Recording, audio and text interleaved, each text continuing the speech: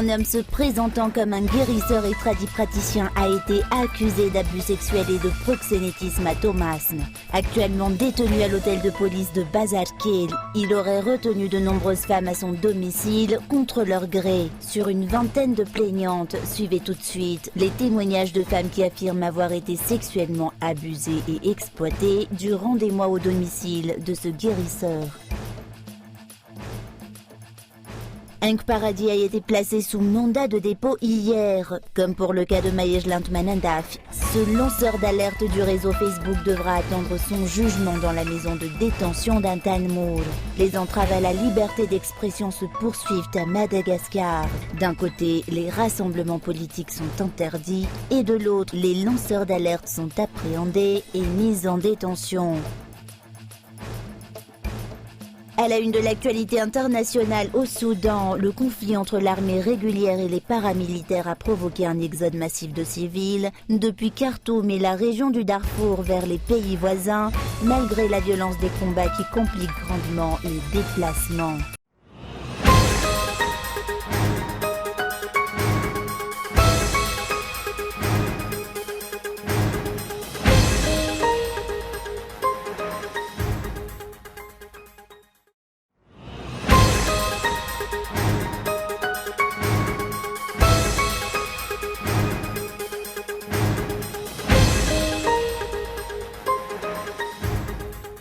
Henk Paradis, un lanceur d'alerte du réseau Facebook, a été placé sous mandat de dépôt hier. Comme pour le cas de Maëjlant Manandaf, elle devra attendre son jugement en prison. Les entraves à la liberté d'expression se poursuivent à Madagascar. D'un côté, les rassemblements politiques sont interdits, et de l'autre, les lanceurs d'alerte sont appréhendés et mis en détention.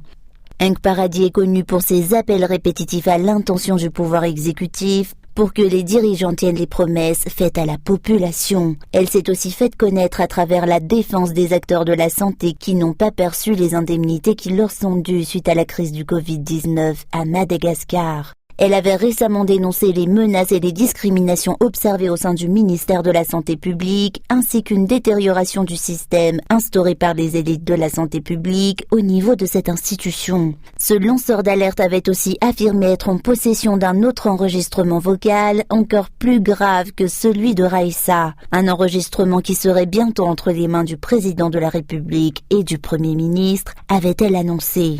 Cette femme avait aussi vivement critiqué l'inflation et le problème des bourses d'études dans les universités malgaches. Jusqu'à ce jour, aucun détail ni explication concernant sa mise en détention n'a été transmis. La situation qui prévoit Madagascar et ce que subissent les lanceurs d'alerte sous le régime actuel permet de constater que les dirigeants qui sont maintenant au pouvoir ne font pas encore partie de ceux qui respectent et qui tolèrent la démocratie, dénoncent les observateurs de la vie nationale. Maëjlant Manandaf est toujours détenu en prison jusqu'à ce jour. Janoranji Aman, quant à lui, est toujours dans la prison de Mananzar. Et à la liste des lanceurs d'alerte emprisonnés s'ajoute désormais Henk Paradis, Henk Tinavlulmboyiren de son vrai nom. Elle devra se présenter devant la justice le 12 juin prochain. Elle devra par contre patienter en prison en attendant. À Madagascar, les politiciens sont privés de rencontres avec la population et ne peuvent pas tenir des réunions publiques ou des rassemblements. Les lanceurs d'alerte, quant à eux, doivent garder le silence et ne peuvent pas s'exprimer librement, tandis que le régime actuel est libre de faire comme bon lui semble, dénoncent les observateurs.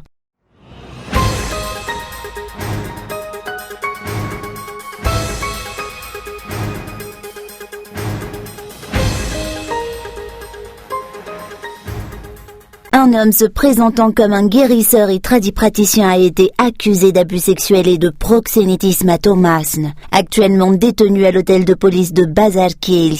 Ce prétendu guérisseur, vivant à Boulmading à parcelle 1336, aurait détenu de nombreuses femmes à son domicile contre leur gré. L'on compte plusieurs plaignantes. Ce tradipraticien attire de nombreux clients, notamment des jeunes femmes qui, à son contact, changeraient d'attitude et d'habitude selon les explications. Certaines, dont des femmes mariées, ont même décidé d'emménager chez lui. Sur une vingtaine de femmes qui ont témoigné, suivez quelques témoignages de celles qui affirment avoir été victimes d'abus sexuels durant des mois au domicile de ce guérisseur à Thomasne. J'avais des problèmes de santé et je suis venue me faire suivre auprès de ce guérisseur. Ce sont des amis qui l'ont recommandé. Une fois arrivé là-bas, les choses ne se sont pas passées comme je l'imaginais. Il ne faisait que me soutirer de l'argent et me traiter comme sa bonne.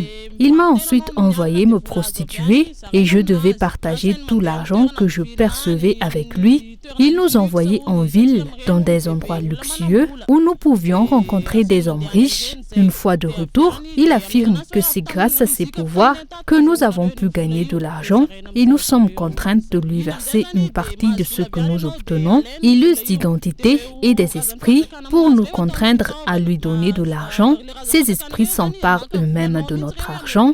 Ils le prennent dans nos sacs. Ils nous disent d'aller acheter du riz et nous le faisons. Nous n'avions aucun contrôle de ce que nous faisons. Nous lui obéissions au doigt et à l'œil. D'après les témoignages des victimes, elles sont contraintes de se prostituer chaque nuit pour subvenir à tous les besoins de ce guérisseur. Elles financent absolument tout.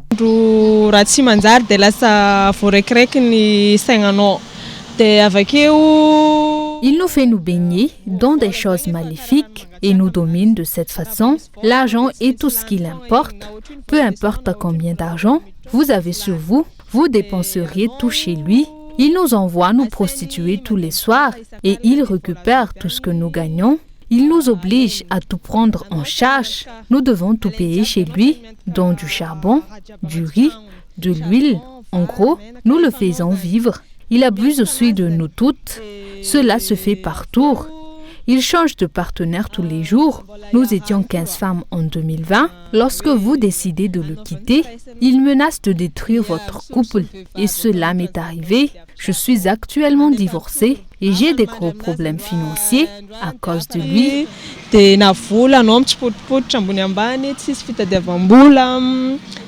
Ces victimes disent vivre actuellement de nombreux troubles après s'être libérées de l'emprise de cet individu. Elles parlent en termes de troubles d'ordre financier et affectif.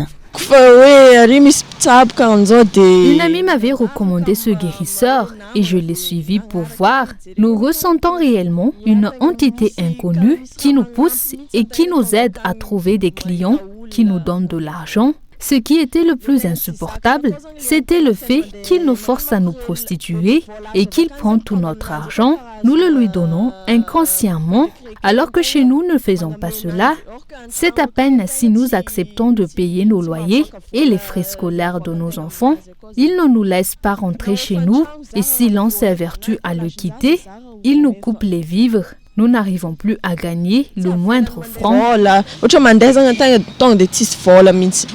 Suite à une enquête menée par la police judiciaire, il a été confirmé que ce guérisseur est encore actuellement détenu au poste de police de Bazarkil à Thomasne. L'enquête étant en cours, aucune information supplémentaire concernant cette affaire n'a pu être transmise. La suite de cette affaire est attendue.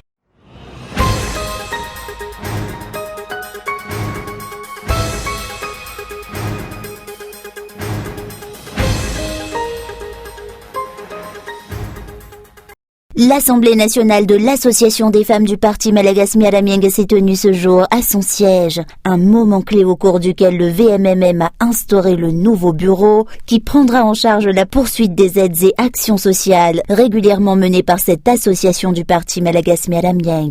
L'association des femmes de ce parti politique procède chaque année à une campagne de circoncision gratuite pour les familles démunies. Elle procède aussi à la vente de fournitures scolaires à prix abordable afin d'aider les parents en difficulté à scolariser leurs enfants. Hormis les actions sociales habituelles du VMMM dans la capitale, de nombreuses actions sont également menées par cette association des femmes du parti MMM partout à travers la Grande Île, notamment dans les zones difficiles d'accès. L'association VMMM a régulièrement aidé les zones enclavées à Madagascar, notamment durant la crise du Covid. Le VMMM a toujours fait don de riz et de vivres, Cela n'a certes pas suffi à nourrir tout le monde tout au long de l'année, mais il faut toujours se rappeler des devoirs que nous avons envers les autres femmes en difficulté et nous l'avions fait en ce sens.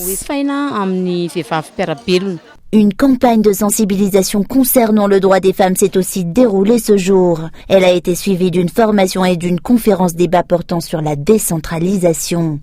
La prise de responsabilité des femmes dans les actions de développement d'un pays est d'une importance capitale, rappelle le VMMM. Le nouveau bureau qui prendra le relais dans l'organisation et la tenue des aides sociales diverses de cette association des femmes du parti Malagasy Miaramieng est désormais opérationnel.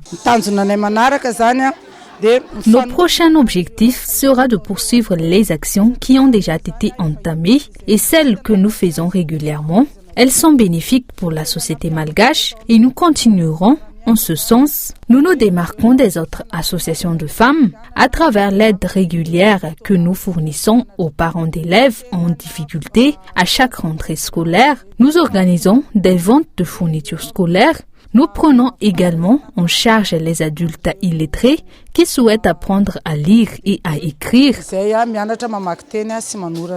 Suite à l'instauration de ce nouveau bureau de l'association, les actions sociales des femmes du parti Malagasy Miaramieng regroupées au sein de l'association VMMM se renforceront et s'étendront davantage partout dans l'île. Les aides sociales menées régulièrement viseront davantage de femmes et de familles en difficulté. La prise de responsabilité des femmes et l'éducation des jeunes, ainsi que la protection de la jeunesse malgache face aux risques sociaux actuels, notamment la recrudescence de drogue, demeurent les priorités du VMMM.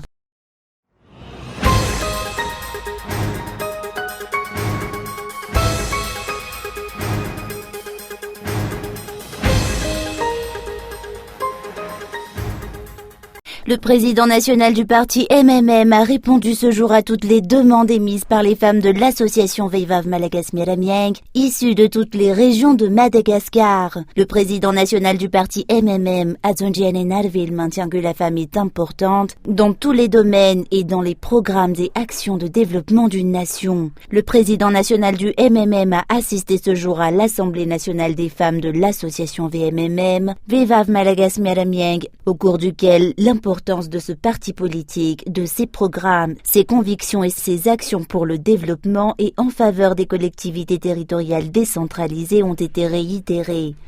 Le président national du parti MMM a une fois de plus confirmé son soutien à la promotion des femmes et à son développement personnel, ainsi que sa prise de responsabilité en société malgache, tant à l'échelle locale que nationale. La voix des femmes doit être entendue. Les femmes malgaches méritent d'être écoutées, selon le président national du MMM.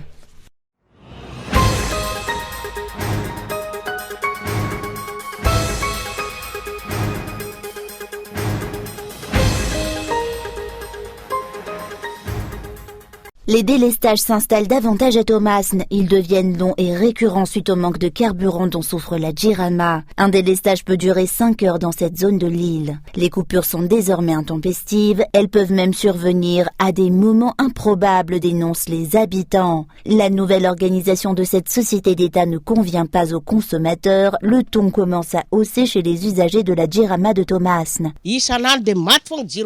Nous avons des coupures d'électricité tous les jours. Il nous arrive de subir des délestages 5 fois en une seule journée et je ne parle même plus des coupures de courant au beau milieu de la nuit. Tous les appareils électriques sont endommagés suite à cela. Des problèmes d'ordre technique observés sur un des plus grands réseaux de distribution d'électricité de la ville de Tomasne seraient à l'origine des coupures, selon les explications de la Jirama sur sa page Facebook. Hormis les difficultés financières de l'État malgache qui le met dans l'incapacité de résoudre rapidement les problèmes de la grande île, les mauvaises décisions et les erreurs de gestion des dirigeants actuels s'ajoutent à la note et aggravent la situation, dénonce le député élu à Tomasne 1. Les décisions que les dirigeants prennent ne mènent à aucun développement. Au contraire, nous régressons. Toute une filière et de nombreux avoirs ont été détruits en quelques jours suite aux coupures intempestives de la Jirama selon les habitants. Jusqu'à ce jour, la population de Tomasne et la clientèle de la Jirama attendent que la situation soit réglée.